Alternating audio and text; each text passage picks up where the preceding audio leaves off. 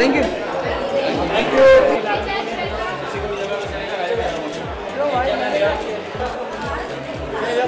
Friend हो गए हैं ना। बात हुई ना पूरी। नीरज गैंग्स ऑफ वासेपुर में कंटिन्यूटी सुपरवाइज़र है, रह चुके थे और मेरे लिए वो फर्स्ट टाइम डायरेक्टर नहीं थे। मेरे लिए वो एक बहुत काबिल असिस्टेंट थे और उन्होंने 2-3 शॉर्ट फिल्में बनाई थी जो बहुत अच्छी थी, उनको काफ़ी अवार्ड्स मिले। इसलिए उनके साथ काम करने के लिए मैं बहुत उत्सुक हूँ। फिल्म में किरदार का नाम है देवी और उसके साथ कुछ पर्सनल ट्रेजेडी होती है। वो उसके साथ कैसे जूझती है, कहानी पूरी उसके और उसके फादर के बीच में क्या रिलेशनशिप है, संजय मिश्रा प्ले कर रहे हैं, वो है। नहीं, मुझे लगता है कि नीरज ने कुछ ऐसा देखा कि उन्होंने मेरे लिए स्क्रिप्ट लिखी। मैं कैसे कह सकती हूँ कि मैं एक स्टेज तक पहुँच गई, वो बहुत गुरूर की बात है। लेकिन फ्यूचर में ऐसा लगता है ज़्यादातर मेल ओरिएंटेड इंडस्ट्री आपको पता है, बच्चन के लिए, शाहरुख के लिए या कि इसमें आपके लिए या किसी और एक्ट्रेस के लिए स्क्रिप्ट लिखी जाएगी? आई थिंक बहुत सारी एक्ट्रेसेस के लिए स्क्रिप्ट ऑलरेडी लिखी जाती हैं, चाहे वो तब्बू हो या माधुरी दीक्षित हो या श्रीदेवी हो और शबाना आजमी। बहुत सारी एक्ट्रेसेस के लिए काफ़ी सारी स्क्रिप्ट लिखी गई हैं, तो कोई अनोखी बात नहीं है और ये बहुत खुशी की बात है कि एक्टर एक्ट्रेसेस के लिए स्क्रिप्ट लिखी जाती है। इमोशनल फिल्म है यार, तो अगर कांस में इंडिया का इमोशन पसंद किया जा रहा है तो इंडिया में इंडिया का इमोशन क्यों नहीं पसंद किया जाएगा? सो पसंद आएगी, बिल्कुल पसंद आएगी। आपका किरदार किस तरह का होगा इसमें? जिस फिल्म को मैंने अभी तक देखा नहीं है, लेकिन जितना मैंने किया, एक जनरल पिताजी है वो, एक सामाजिक पिताजी है वो, उसकी कुछ जिम्मेदारियां हैं, उसकी बेटी है, सब कुछ सेट करके रिटायर होके काम कर रहा है और ऐसा सा ही एक जीवन है उसका। नीरज के साथ काम करने का कैसा एक्सपीरियंस था, क्योंकि वो फर्स्ट टाइम डायरेक्टर थे, पहले शॉर्ट फिल्म कर चुके ये थे? बहुत ही वंडरफुल एक्सपीरियंस है। जिस नज़र से वो बनारस को देख रहा था, जिस नज़र से वो सिनेमा को देख रहा था, पर्टिकुलरली मशान को, उसी नज़र से मैं भी बनारस को देखता हूँ और उस मशान को देखता हूँ। तो हम दोनों का chemistry is a very nice, very nice. आप दोनों के किरदार के बारे में थोड़ा कुछ जानना चाहेंगे? मेरा जो मैं किरदार निभा रही हूँ शालू गुप्ता का है।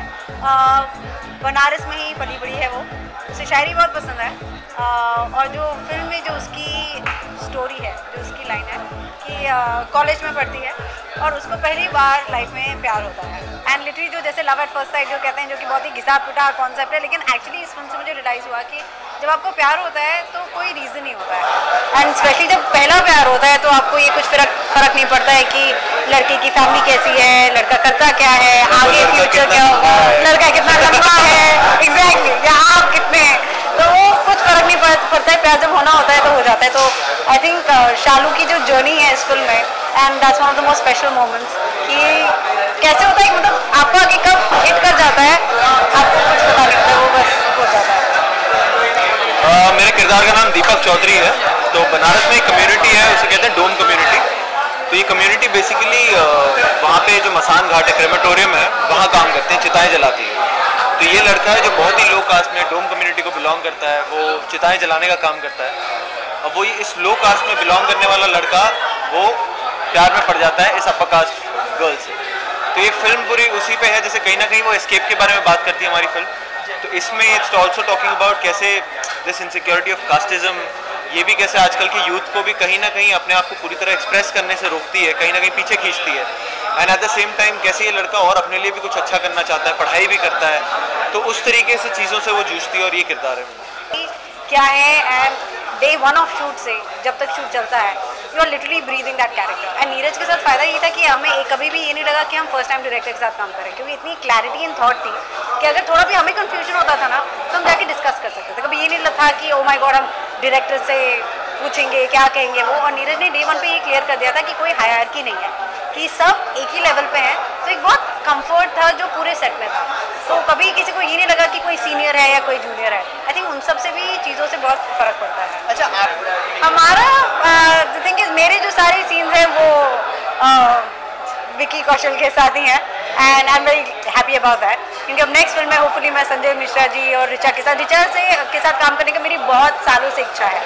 तो मैंने टाइम बहुत बिताया ऋचा के साथ, लेकिन सीन्स होपफुली अब नेक्स्ट सीन में फिल्म में हमारे होंगे साथ में।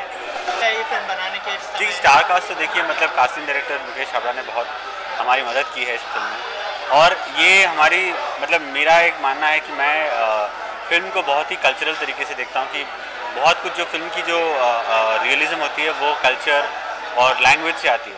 तो मुझे बड़ा ये था कि मैं लोग वैसे ही चूज़ करूँगा जो ये सब भाषा बोल सकें, क्योंकि बनारसी बहुत खड़ी भाषा है।